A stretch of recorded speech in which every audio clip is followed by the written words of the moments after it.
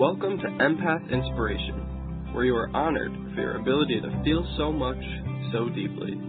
Each week, you will learn practical information, tools, and insights that empower empaths to live healthy, productive lives. Here's your host, author, intuitive, natural health and holistic nutrition consultant, and the developer of the Foundations Healing System, a revolutionary self-healing method designed specifically for empaths, Dr. Janice.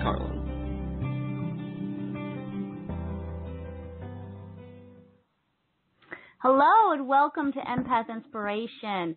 Today I'm going to be talking about mental and emotional health from a very holistic perspective. And someone sent me a question last week specifically about bipolar disorder and empaths. So I've decided to invite my very dear friend Amanda Hainline to come and join me on the show to talk about this subject. Now, Amanda is a naturopathic doctor and a certified nutrition consultant, but that's not the only reason I brought her here. She's an extremely gifted and skilled intuitive healer. And Amanda's intuition is off the charts, and she's going to be telling us some of the things that some perspectives about mental health that are just really going to amaze you. I guarantee they will. You know, I'm always talking about how we can't see over 95% of everything in the energy that exists. And that as empaths, we feel so much of it. Well, Amanda can see on that level, and she has insights that are extremely helpful to us as sensitive people. So I'm so happy to welcome Amanda to the show. Thanks for being here. I appreciate it. Yeah, we're so happy that you're here with us. So Amanda, I want you to start out. I tell people that being an empath is a gift. It's not a curse. That doesn't mean it's not challenging, but that it's a gift. What do you think about that? I think that's absolutely true. I think when we are feeling energy and we're sensitive to not only our own energy, but all of the energy around us, it can get really confusing. And being an empath is a gift. It's a gift for yourself. It's a gift for your life. It's a gift for your family. It's a gift for the world. And it's something that, as an empath myself, as one of my gifts, it's something that is a blessing to me every day, because it really gives me a lot of insight into my own life and my family's life and all of my clients that I deal with on a daily basis. And, you know, being an empath is something that has been around a really long time.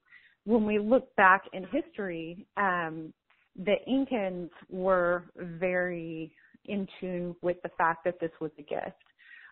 Their view of the world was a concept known as living energy, meaning they viewed nature as a living thing and responsive entity and a part of the larger cosmos, which is just a vibrating field of energy in their mind.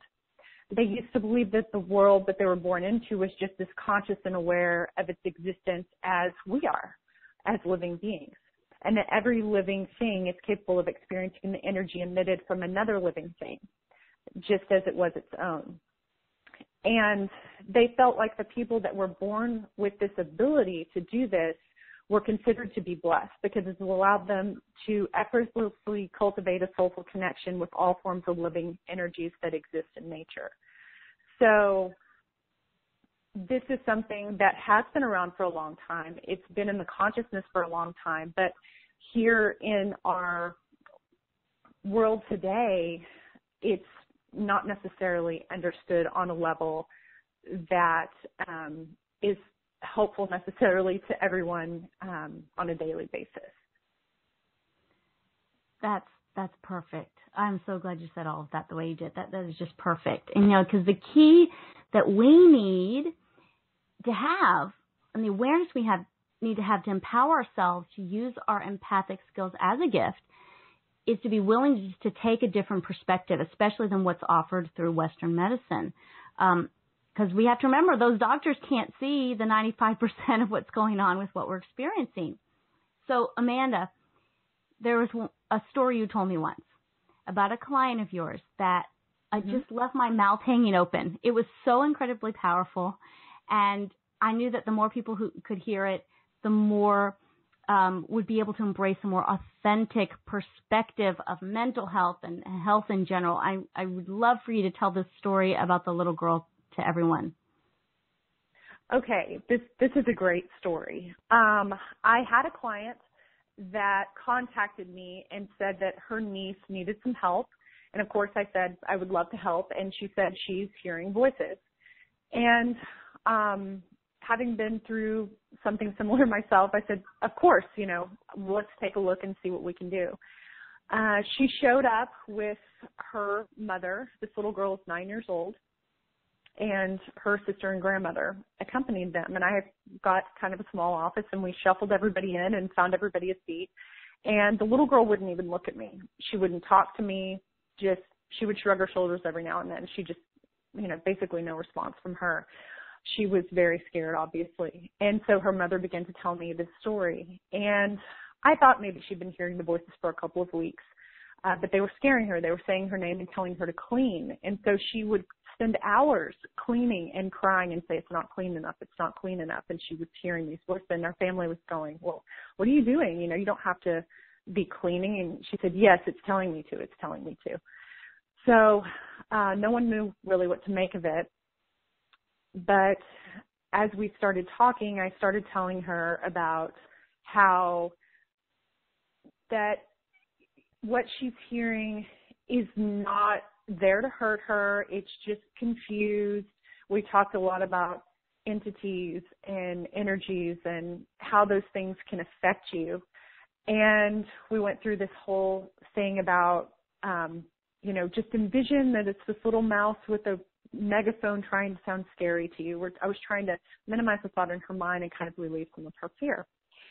And as we talked, she just got more and more tense. And then I was talking to the mother. I kind of had a feeling something had happened to her when she was younger. And I said, did she almost die? And her mom said, yes, she did when she was 18 months old. Does that make a difference? And I said, well, that can have an effect on your life here on this planet. And we explained about tethering and how when you have a near-death experience, a lot of times if you cross over to the other side, there's a tether that gets attached to you when you come back. And that's part of what had happened to her. And the more I talked to her about finding out when the voices started, it was about 4 years earlier. She had been hearing these voices for 4 years, this voice that had been scaring her. And I couldn't believe she'd been living with this for this long. But we got into it, and I started trying to work with her energy, and she was very scared and didn't want me to. But as I talked her through it, we sat on the floor, and I approached her energy. And when I do that, I kind of go to a space in my mind where I visualize. And so I walked up to this, it looked like a door in her energy field, and I knocked on it, and she opened the door, and she said, you can't come in, and she slammed the door in my face. And I went, well, okay. So that happened again, and so I opened my eyes, and I said to the mom, I said, she's not letting me work with her, and her eyes got really big, like, how did you know, And so we talked her through her fear, and then we got to the point where we could open the door. And so she opened the door to me, to her energy, and there was a man standing inside next to her in her energy field. And she said to me, don't hurt my daddy. And I went, oh, okay, this makes more sense. Whenever we go through lifetimes, we have all of these different soul connections to different people. And this man somehow had been a father in a previous life for her and had found her and attached to her. When that happened, he was very, not whole as a soul, because he had gone through an experience in his death and in his life that were very heavy to him, and it had tethered him to this plane, and he was stuck. So he had attached to her, trying to get her help, but she was scared and he was scared, and there was just a lot of fear tethering them together, as well as their past soul connection. So I talked to the little girl and I told her who he was, and I explained how we have memories in this lifetime of, birthday parties and friends and pets that we have and things like that. And we also have a soul memory or a heart memory. We have memories in our heart. And the memories in our heart are different than the memories in our head. And they feel different. And as I was talking to her, I could tell she was resonating with this. So we started to work on the man's energy, and we started to release all of the traumas that he had in his lifetime. He had been a Vietnam War vet, he told me, and had gotten into alcohol and drugs overseas and came back and had difficulty with his family and lost his family, and then he passed away. And so after we worked on his energy, he told me, he said, I'm ready to go. And I said, okay. And he turned around and he handed me something, which was a purple heart. And he said, I want you to give this to her. And so I'm holding my hand up, and it's this, quote unquote, invisible thing. And I put my hand on top of hers, and I said, he has to go now, but he wants you to have this. And I explained what it was. And she started crying, and she was crying really hard. And I almost, I almost started crying because it was so touching, and everyone in the room was on edge, almost to tears, because you could tell this was a being, even though it had scared her, it had been with her for all of that time, and her heart memory remembered it as someone that had been important in her life in a lifetime at some point. So it was very touching to her. And after he went, I said, when he is healed, he can come back and be one of your guides when he's healed, if that's something you want. And she shook her head yes. At this point, mind you, she still had not spoken a word to me. I've been dealing with just nods and shoulder shrugs, the entire hour and a half we've been talking. And after it was over, her grandmother said to me, she said, I was afraid she was just becoming schizophrenic like her uncle. And I said, her uncle has schizophrenia? She goes, oh, yeah. She said when he was 13 years old, his grandmother passed away. And when his grandmother passed away, he started hearing voices. And he didn't have anyone to help him through that, obviously. By the time he was 18, he was committed to a mental institution and meditated, and he had electroshock therapy and all of the things that they do in mental institutions. He's now 55 years old, and he's still there. So I can't help but wonder if he had someone in his life at that point when he was starting to go through this to help him have an understanding of the fact that he was just becoming open to other energies, if his life might have turned out differently. So it's kind of a heartbreaking story, but it's also an eye-opening story into, looking at mental health in a way that we may have not thought of before. Maybe looking at things more from the Incan perspective versus Western medicine, how that might change a lot of people's lives today. Did you get any further feedback from about the little girl? I did, actually. I have spoken with the mother a couple of times over the past several months, and she, I'm checking in, making sure she's still doing well. And the mother said she prays for that man every night, and she can't hear the voices anymore. They have not come back, and it's probably been 5 or 6 months now. And she said she's back to herself before this all started. So more outgoing, less fearful. She's talking more. She had, really pulled into herself because she didn't know how to deal with these things. And so now that that's gone, her confidence is coming back, and she's becoming her old self again. So it's really a blessing.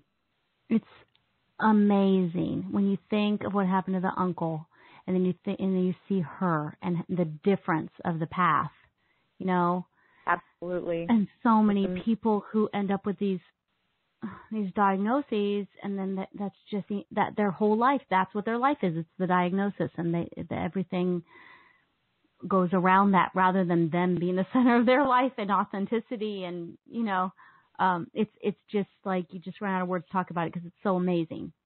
Thank you for sharing that. It just makes me cry when I hear you say it.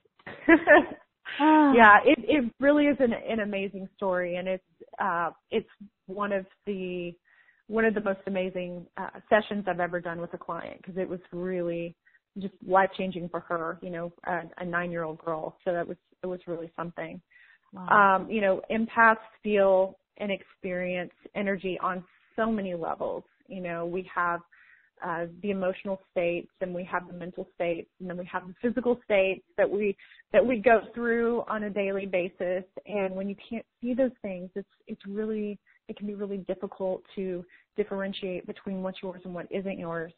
And it reminds me of this story of a personal experience, actually. After I had opened up and I was still learning to deal with my own feelings, being an empath, and all of the other gifts that had been that I've been blessed with, I was working at this daycare center, and it was really cold in there that day, and I couldn't get warm for whatever reason. And the lady I worked with let me borrow her jacket, and I put it on, and I really didn't think a lot about it. And within probably 10 to 15 minutes, I felt very angry and sad and just really defeatist attitude, and I could hear it come out of me all day. And I was like, what is going on? This is just bizarre. And it continued through lunch, and, you know, when I was having to deal with the children, it was very frustrating, and I was being negative to them, and like, this is not me. What is this? You know, and I couldn't put my finger on it until I took the jacket off at the end of the day and I handed it to her. And within 10 minutes, I could feel that energy leaving me. I had literally put on this woman's energy because it had, you know, gone into her clothes because she had been wearing them. And, you know, energy is everywhere. And when we wear clothes, our energy comes off on those clothes. And so I was wearing her energy all day, and she does have very heavy energy. She tends to have attitudes that, you know, aren't necessarily in line with I'd say the light, but she just has trouble with positivity in her life. And I was wearing that. And so when I took that off, it really gave me a sense of understanding of how we can absorb other people's energy. So that was a really interesting experience for me. And from then on out, I was very cognizant. If I ever borrowed anybody's jacket or shirt or anything, I would either wash it first if I could, or if I couldn't, I would ask for the energy to be cleared on that before I put it on my body, because I didn't want to take on anyone else's energy that they needed to process themselves. That is a perfect story. It's amazing. And that happened before you had like total awareness of all of your intuitive gifts. Because if it happened now, you'd just know immediately. Yeah. Exactly. Which makes it even a better story, because so many people, you know, just aren't quite in full awareness, you know, because we're trying to figure everything out. So that's a perfect story. So I just want to give a reminder to everybody. So it's the vital factor that we cannot leave out is to remember that what you're experiencing is some type of reaction to some type of energy vibrations.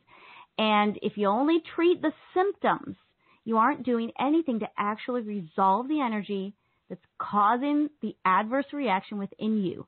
And then you end up with a diagnosis, and you continue to either experience the symptoms or the adverse effects of the medications, the side effects, and all of that mess. So, Amanda, I know you have more to share, so I'm going to let you talk some more. Okay. One of the things, like you said, you know, that's really important is for people to have that cognizance of the energy that's around them and the energy that you come into contact with. And when you come into contact with energy that's not yours, that makes you feel not good, it's really important to clear it as quickly as you can. It's kind of like if you spill water on a couch and it beads up for a minute, and if you can get to it, or if it's red wine or whatever it is, if you can get to it and dab it up before it soaks in, then you've got a lot less of a mess to deal with. Where if it soaks in, you're going to have to, you know, get an extractor out. You're going to have to get out the the cleaner, and hope that it comes out. And whenever you're around other energy, it's a really good idea just to kind of always keep yourself clean, depending on your sensitivity level. I used to, when I would go out to the grocery store right after I had my opening, I would come home and I would feel very heavy. And so I would have to spend, I would go buy eggs and then come home and clear for 15 to 20 minutes because I had this energy inside of me that wasn't mine. And I knew that it would soak in and attach to places that it would be harder to pull out later on if I didn't take care of it right away. So it became this maintenance routine that I had to do, on a daily basis. Now, my energy has shifted and I'm able to deal with it a little better, but part of that is because I can see. And, everybody has fields around them, and then there's fields around everything else as well. So when we're walking through crowds, when we're walking through hallways, when we're talking to people, energy's output through vibration when we talk. So if someone, especially if someone is not happy with us, it hits our energy field and it can stick. So we really need to be mindful of releasing that energy as soon as we have the contact with it. Yes, absolutely. Absolutely. So there's another thing that I wanted to talk about today that is something that a lot of people who are empaths also have issues with, and that is food sensitivities. And you might say, well, what do food sensitivities have to do with being an empath? Everything, because food has vibration too. Mm-hmm. And a lot of us are sensitive to foods, and a lot of us aren't aware of it. Mm-hmm. When you eat food that you're sensitive to, it can cause a myriad of physical reactions. But like I said, it's carrying an energy as well that may not be suited for our particular energy field. So whenever we intake that food, what it does is it kind of aggravates our energy. It makes it just unsettled and not feel good. And if our energy is unsettled and doesn't feel good from the food we eat, then if we're around energy after that fact that is unsettling as well, we're already at this threshold of not feeling well. So when that other energy hits us, it kind of sends us over the edge. It sends us over this tipping point. Yeah.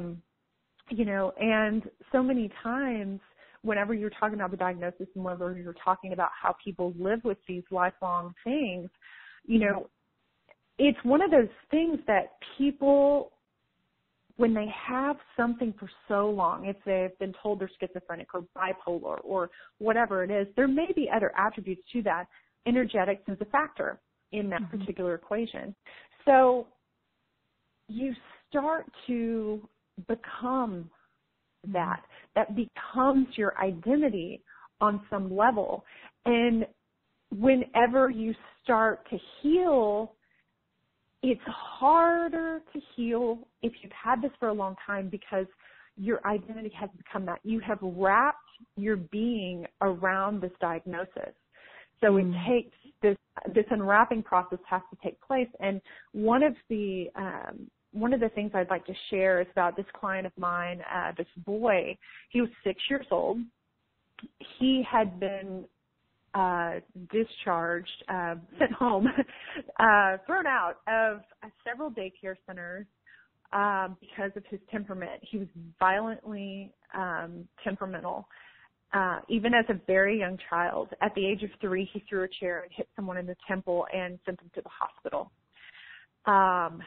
And now at the age of 6, I was speaking at this symposium, and this mother was talking to me beforehand, and my heart went out to her because she was telling me the story about her son. And she said, I can't afford a session with you. I can't afford this. And I was giving away something free, and I prayed that she would get it. And I was giving away 2 things, and she got the one that I wanted her to get, and the other person that had gotten the other gift turned to her and said, you know what, you could use this a lot more than I could, and handed it to her. So not that I wouldn't have worked with her regardless, but it was just an amazing manifestation process that I was witness to. That's a side note. But as I was working with this family, I went into the mother, and I actually channeled his nutrition profile, what would be best for him, the issues he was having, and we put him on gluten-free, dairy-free, soy-free, low-phenolic foods. So he was on a fairly strict diet for about 3 weeks. And then I said, okay, we're going to do it in 3-week phases. The next 3 weeks, we can add a few more foods. The next 3 weeks, we can add a few more foods, and we'll work up. And this was in the fall, and I told her, I said, it's going to be tough when you go into the Christmas parties and the Thanksgiving parties, all these different things that you're going to be dealing with. I said, but just know you're doing the best thing for your child. And it was a little tough for her. You know, all the parents were looking at her like, why aren't you feeding him all the other things? You're depriving him of all these things. But this child was to the point where they were going to put him in permanent on-campus suspension because his behavior was so disruptive to the classroom. He could not be in a regular classroom. He couldn't sit still. He couldn't listen to direction. He was hitting kids. He was biting people. He was throwing things. He was hurting the teacher. It was out of control. And after 6 weeks, I met with the mother again, and she said, you know, at first it was really tough. People were coming up to me and going, what are you doing? And I was getting nasty looks and all those things. She goes, you said it would happen. I said, yeah, I did, because I've been through it myself with my son. Excuse me. But she said, now people are coming up to me and saying, what did you do to him? He's so much better.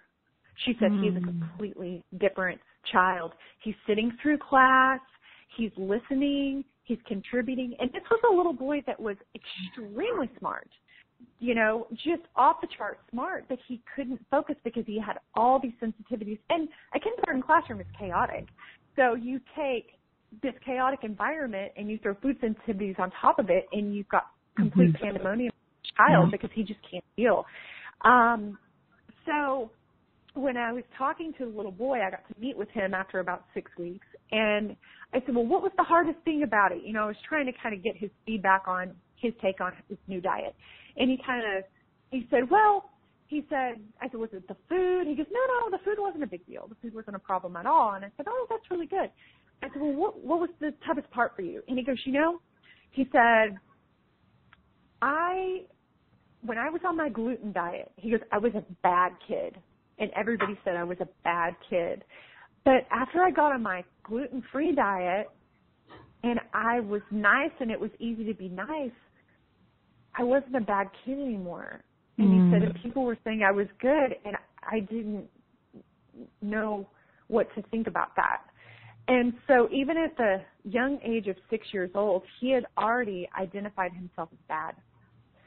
And that broke my heart, because I thought, you know, here this child is just trying to deal with his life and doesn't have the tools to deal with it. And he's identifying himself as this bad person at the age of 6. You know, where would he have been by the age of 13? You know, it probably would have been a super tough life for him. But he's still doing well. He's still doing well in his life, and he's still on some form of this dietary protocol. And he is on medication. He was on medication before I met with him, and he's still on medication now, but it's a much lower dose. And he's managing school well. He's managing his friends well, and just life well in general. So it's definitely a good story for this application, because it's been a wonderful process for him. It's so important for everybody to know about. I used to be a teacher. I taught in all kinds of different schools. And, you know, I could tell a lot of stories about this, but it's so important to recognize that the food sensitivities, that the reaction and how it shows up can be on that emotional level, and the behavioral show up as behaviors. It's just so important. I know you mentioned something to me about Asperger's that a lot of people don't know. Can you tell us real quick? We're getting close to the end of our time, but can you tell us about that real quick? Of course. When we talk about Asperger's and we talk about autism, because that's on the same spectrum, it used to be thought that these children and adults, for that matter, that were in this space were they were just checked out from the world, that they had no cognizance of really what was going on around them and that sort of thing. But what they're starting to find out is that it's actually the opposite is true. Actually, they're extremely sensitive individuals, that they are very in tune with their environment, but it's so overwhelming to them that the only way they know how to deal with it a lot of times is to completely shut down and draw inside themselves, because they're sensitive to everything. So it can be extremely difficult for them to function at all. And sitting in a corner with their head in their lap is the best way they can deal with it. And just think, if you don't feel well, if you've got a headache or if you've got a stomach ache or something, you don't want to be around a lot of chaotic energy. You want to be still and you want to be quiet. And that's how they're dealing with things a lot of times, just because that's the only way that they know how to cope with what they're feeling and what's going on around them. And so when we look at that with an authentic perspective like that, the tools we use for that are very different than what many people are doing to help themselves or their children with that, because they're not approaching it. This is a sensitivity issue.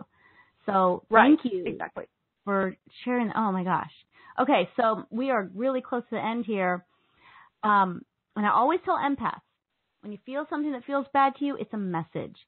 So the first thing to do is not necessarily say, what's the message? Because you're already hurting and you don't want those stains, like Amanda said, to soak into the couch. You don't want it to soak into your energy field and then into your body. You have to clear yourself and the space where you are. That helps.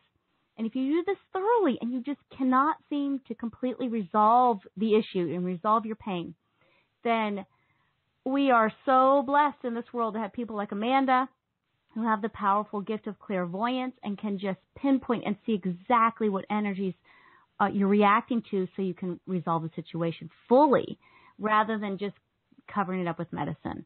Because sometimes there's a message that you may not be picking up on, or something that is within yourself that you need to be aware of before the rest can be cleared. So, Amanda, it's just been so amazing to have you here. I want to have you back. Amanda and I talk for hours anyway. We do. Tell everybody where they can find you if they want to find you, please, online. Okay. My website is www.amandahainline.com, and that's AmandaHainline.com. Beautiful. And again, thank you so much. And I just want everyone to know that Amanda and I are not just, psychic people who have a bunch of natural health degrees, and we just want to tell you stuff. We have lived through this stuff. The story she's telling you, the stories I tell you, we have lived this personally in ourselves, not just the people we work with. So we know. Yes, Thank definitely. you. Thank you for listening. And please, if you want some more of the tools specifically for empaths, you can find my book, Empathic Sensitivity, on the website, empathicsensitivity.com, or on my website, empoweredthriving.com. And again, you can find Amanda, amandahainline.com. Thank you so much, everybody, for being here today. Thank you again, Amanda. And everybody, take good care of yourself. Until next time, goodbye.